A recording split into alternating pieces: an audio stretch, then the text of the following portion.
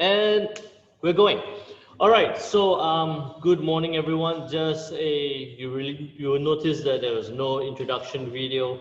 A lot of the guys are not online at this call because we have no internet in office. I'm running this Zoom call on 4G at the moment. So if I do get a bit choppy or drop out, you know what has happened. With that said, we are still going to keep, this is not going to deter us from the video every day that we've been doing since more than 100 videos ago.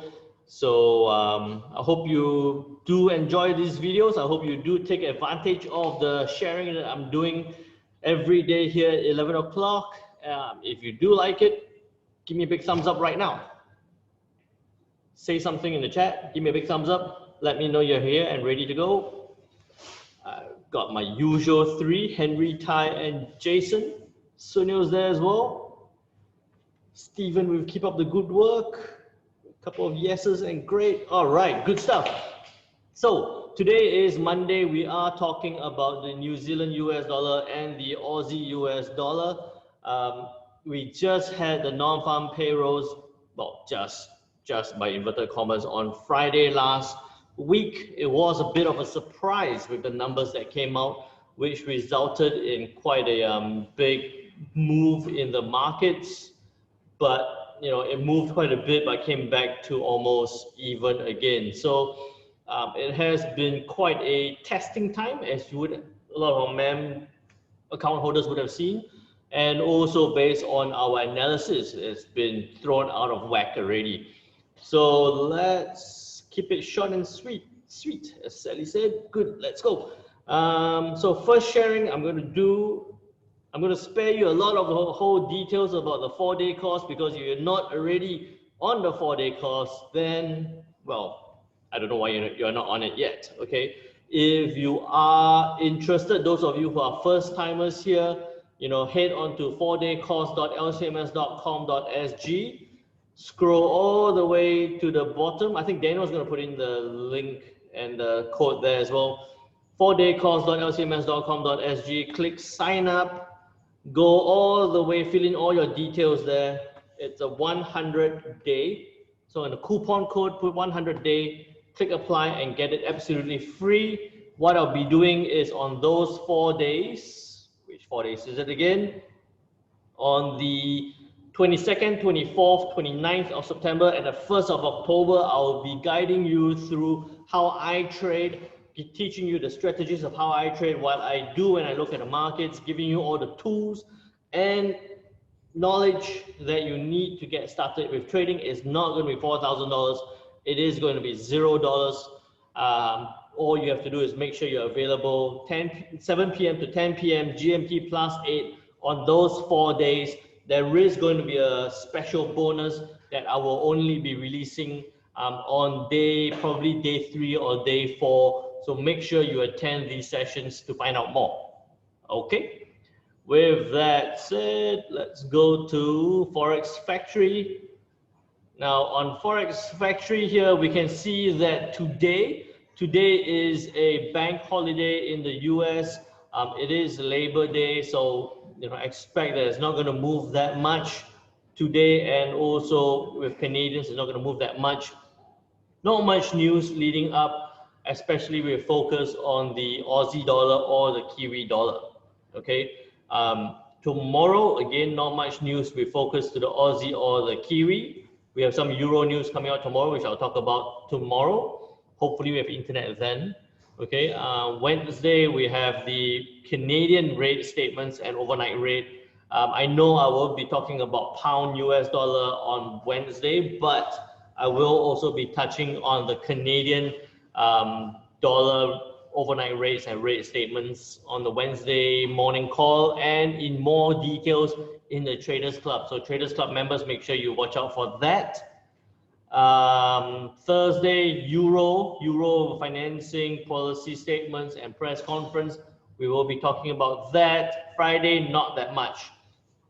All right, so you can see that there's not going to be a lot of news coming out for the Aussie dollar or for the Kiwi. And you can also see that there is not a lot of big news that is coming out for the US dollar as well, not a lot of US economic numbers coming out. So with that in mind, not a lot of things happening for Aussie, not a lot of particularly significant things happening for the US. If we look at the charts, what does this translate to? Let me just click onto that. If you look at the charts, what does this translate to on the New Zealand dollar H4 time frame? I'm going to zoom in one for you here. Okay, it's probably going to let's see. It's probably going to sit across for a little bit, you know, maybe before going back up again. All right, so it might go back up towards the 6800 level. Currently at 6727. So some upside move, not going to be significant, not going to be huge. I don't think it's going to be a big move upside or a big move downside. We can see that 4-hour candle big drop before the big increase again. Well, I would say big in relative terms because there's about 40 pips drop and a big up again. That was the non-farm payroll, right? So if you actually tune back to the videos that I was doing during the leading up to the non-farm payrolls, I was actually looking at US dollar strength with some US dollar strength with a resumption back into weakness. Didn't expect it to move that much, to move 40 pips down before that 40 up, thinking that it would have come down a little bit before going back up. So that caught us a little bit by surprise, but at this point right now, because of that rejection here, that's led me to think that, you know, we probably will see Kiwi sitting across maybe for quite a long time before slowly moving back up towards the 6800 level. Okay. On the Aussie US dollar, in this case, you can see that if I zoom in one, you can see that it's sitting right at the 7291 resistance level. The last time we spoke about it, you know, we shared that during a non-farm, it looks like it was going to break above towards the 7377 level. It didn't do that. It rejected the 7291 level, came down, tested 7214 before going back up towards resistance again. At this point, at this resistance level, same thing like the New Zealand US dollar is probably going to sit here for a little bit before possibly moving slowly back up again. Let me move that, probably stretch it out a little bit more.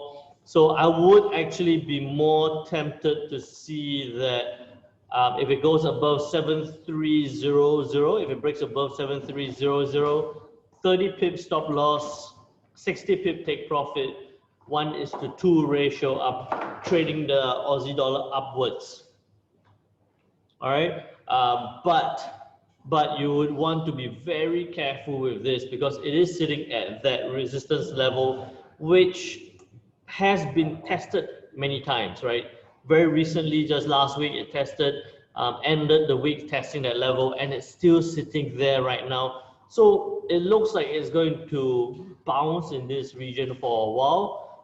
Theoretically, you know, it looks like if it goes above 7300, we could go 60 pips upwards, but I would be a bit more careful in this scenario. I would actually be a bit more tempted to look at skipping the Aussie dollar or the Kiwi, I'll probably be looking into trading the Euro and also the Canadian a bit more this week, rather than fiddling and meddling too much with the Aussie and the New Zealand dollar. Okay, so given that, you know, I only look at 9 currency pairs at a total, I would actually focus more time and attention this week to the Euro and also the Canadian, rather than meddle and fiddle with the Aussie and the Kiwi. All right. Any other questions? Okay, so For those of you who've just joined, you missed out the part where I said I'm on 4G and I'm keeping this very short and sharp. Make sure to learn how to trade in joining the 4-day course.lcms.com.sg 100-day to get the whole program for free. If you do not have any other questions, I will be chatting up with you again tomorrow at 11 o'clock. That's it, short and sharp, as promised. Thank you, Henry. Thanks, Sally. Trade safe, trade well. Take care now. Bye-bye.